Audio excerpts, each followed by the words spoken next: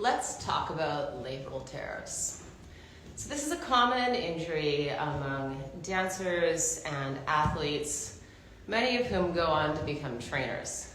And I've seen that with trainers, we can tend to feel responsible when something goes on in our bodies, blame ourselves for things.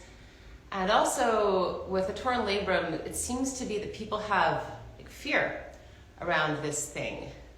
So I wanted to share what I understand about that to hopefully take some of the charge away from an issue that can be repaired with surgery if necessary, and sometimes doesn't have to be that big of a thing.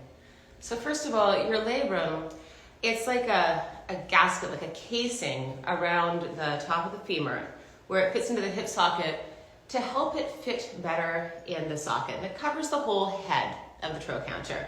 You also do have one in your shoulder. It provides the same function.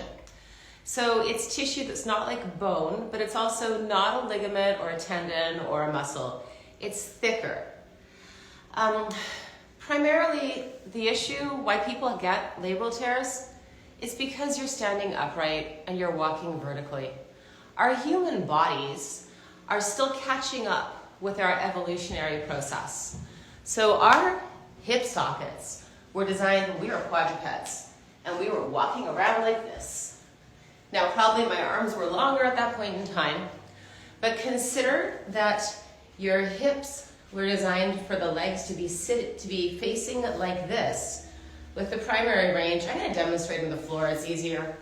With the primary range being here, right? Which, if we think about walking around on all fours, we have a lot less pressure going into our pelvis. It's distributed between the shoulders and the pelvis, and the legs are going in front of us and not so much behind. So when we stand upright, we're taking all of these muscular fans and we're putting them under more tension. So even when you look at how the muscles wrap around the top of the femur bone, which is often described like a twisted towel around a doorknob, it's more slack when it's at an angle of 90 degrees, and it becomes tighter, more tightly wound as we bring ourselves vertically. So the simple fact that you stand and you walk is putting an unnatural stress on the hip socket itself. It's probably not anything you did. It might have been a repeated action over time that wore it down, but the primary stressor on your hip joint is not something any more than you standing and walking. So, probably not your fault. Now let's talk about other factors. We look at the joints of the leg, and we have the hip, which does a lot of things. It rotates, right? It can go pretty much anywhere we want, independently of the pelvis. We can also take the pelvis with us, but again, let's go back to here. Full range of motion where the thigh hits the hip. Then we have our knee, which is basically a hinge joint. It doesn't have a lot of rotational capability within the joint itself. However, it has a lot more when it's bent. So maybe do this with me. Bend your knee, and then lift up your toes and move your tibia around, right? Pretty easy. You can also lift up your heel and move the tibia. But if you straighten your leg, all of a sudden that rotation goes into the femur and into the hip. Again, let's compare and contrast. Walking, our legs are straight a lot of the time. Crawling, our knees are pretty much bent. We're not usually going to be walking around in bear, although that is a good exercise if you want to strengthen your body. Then we have the ankle and the foot. And both of these have their own rotational capability. So the foot's doing a lot to help propel our body around in space. When we were on all fours, if you look at animals, their heels are up here, right? Basically, they're grounding through their toes. And that's actually quite mobile. Stand up on your toes, move your ankle and your leg around. look at how easy it is for your legs to find different positions. We're using our toes as a way to have additional mobility in our bodies. When you start getting the heels down, the base is actually less strong. When you're putting your weight down through your heels, if you try to move your legs around, feel how stiff that is. So our toes are also providing a possibility of rotation for our bodies. Our ankles as well, comprised of 3 different bones that stack up that independently work together to allow for our feet to make a circle. So we have one part that does plantar flexion extension. We have another part that inverts and everts. And then we have one that rotates the foot underneath the tibia and the fibula.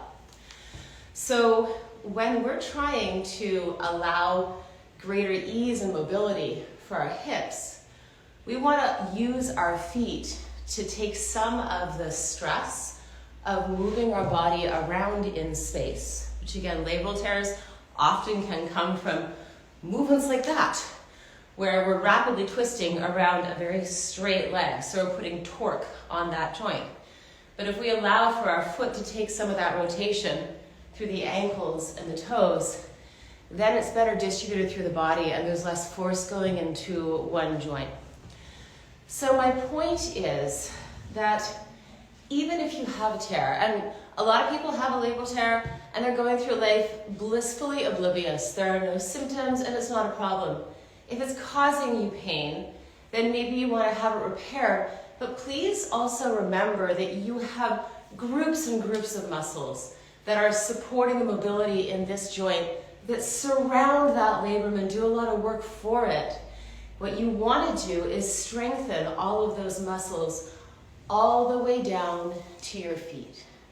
So if you have a practice where you might be indiscriminately lifting your toes up whenever you think about engaging the feet, please do know that you are limiting the possibility of your hip to function healthily. Let's just do this together so I can make my point. Stand with your feet, stand on your feet, on the ground, and make sure you've got all 10 toes pushing down. And also make sure you're on the middle of your heel. Now I'd like you to bend and straighten your knees and feel how the knees can move forward over the toes and back over the heels. And then stand up, and let's just rotate our thighs out and in, keeping the toes on the floor, and see how much mobility you feel is happening in the feet. If you keep pushing your toes, notice even the balls of the feet are taking this torque for you. Now, lift your toes up. Do you feel how that backs you in the back of your knees already? You're not able to access the front of your shin to engage the strength in the front of your legs unless you're pushing your toes down. So you're moving towards a tendency towards hyperextension, and you're also limiting the ability of your leg to take that rotation down. So a lot more torque going onto the hip joint. I was in a course this weekend watching that happen in a system that does kind of have a bad habit of often raising the toes when we think about engaging the feet. I was watching someone rotate their pelvis with their toes up, and every time just seeing that knee back up and hyperextend. And inside I was cringing because all you had to do was put the toes down, allow for a little more rotation in the pelvis, and that could have felt so good and could have been really strengthening for the obliques and healthy for the spine. Instead, it was slamming back and straining the joints because the toes weren't being accessed.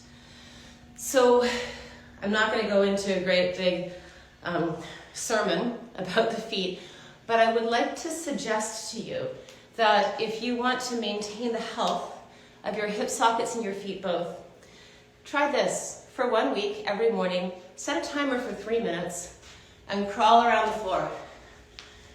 Don't clean up your room first.